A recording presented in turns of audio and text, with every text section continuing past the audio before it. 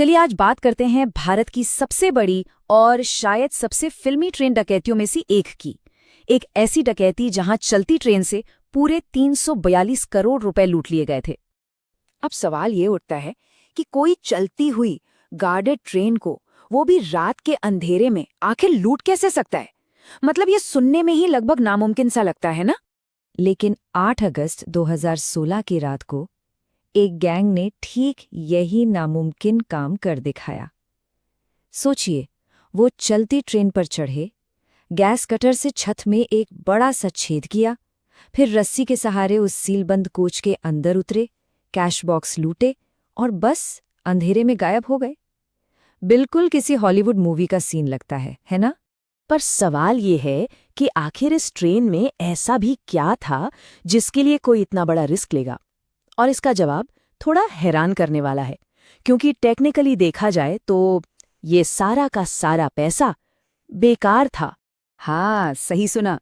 ये वो पुराने गंदे और कटे-फटे नोट थे, जिन्हें हम सॉइल्ड करेंसी कहते हैं। मतलब वो नोट जिन्हें रिजर्व बैंक ऑफ इंडिया यानी आरबीआई सर्कुलेशन से हटाकर नष्ट करने के लिए भेज रहा था। लेकिन देखिए, बेकार का मतलब ये बिल्कुल नहीं था कि इनकी कोई वैल्यू नहीं थी। इन नोटों की कुल कीमत होश उड़ाने वाली थी, पूरे 342 करोड़ रुपए, जो 226 सीलबंद लकड़ी के बक्सों में पैक थे। और सिक्योरिटी, अरे वो तो एकदम टाइट थी। कोच पूरी तरह से सील्ड था और ठीक बगल वाले डिब्बे में हथियारों के साथ पुलिस पहरा दे रही थी। तो सवाल फिर से वहीं आ जाता है, आखिर ये हुआ तो हुआ कैसे? तो चलिए अब कहानी में थोड़ा आगे चलते हैं। अगली सुबह जब ये ट्रेन चेन्नई पहुंची, तब एक बहुत ही चौंकाने वाला खुलासा हुआ। जब आरबीआई के ऑफिशियल्स चेन्नई के रेल यार्ड में उस खास कोच का दरवाजा खोलने पहुंचे, तो अंदर जो नजारा था उसे देखकर वो दंग रह गए। अंदर का सीन कुछ ऐसा था। कोच की छत में एक बड़ा सा छेद था, जिससे सूरज की रोशनी छनकर अंदर आ रही थी। कई बक्से टूटे हुए थे और नोट पूरे फर्श पर बिखरे पड़े थे। मतलब पूरी तरह से अफरा तफरी का माहौल था। जब गिनती की गई तो पता चला कि ठीक 5,78,00,000 रुपए गायब थे। लेकिन यहाँ एक और अजीब बात थी। चोरों ने सिर्फ 4 बक्सों को ही हाथ लगाया था। सवाल ये था कि उन्होंने सब कुछ क्यों नहीं लूटा? तो बस इस खुलासे के बाद एक बहुत ही लंबी और उलझी हुई इन्वेस्टिगेशन शुरू हुई। एक ऐसी जांच जो अगले 2 साल तक एक तरह से ठंडे बस्ते में ही पड़ी रही। शुरू में तो लगा कि केस जल्दी सुलझ जाएगा। फोरेंसिक टीम को मौके से 4 अलग-अलग फिंगरप्रिंट्स मिले, यहाँ तक कि खून का एक सैंपल भी मिला। लेकिन जब इन्हें क्रिमिनल डेटाबेस से मैच किया गया तो कुछ नहीं मिला, 0। और सीसीटीवी फुटेज, वो भी किसी काम का नहीं निकला। तो अगस्त 2016 की इस डकैती ने पूरे देश को हिला कर रख दिया था। पर 2016 से 2018 तक पूरे 2 साल जांच जैसे एक दीवार से जाकर टकरा गई थी। सारी थ्योरीज फेल हो गई। फिर अगस्त 2018 में इस केस को एक बिल्कुल नई अप्रोच के साथ फिर से खोला गया। और बस यहीं से कहानी में एक जबरदस्त मोड़ आया।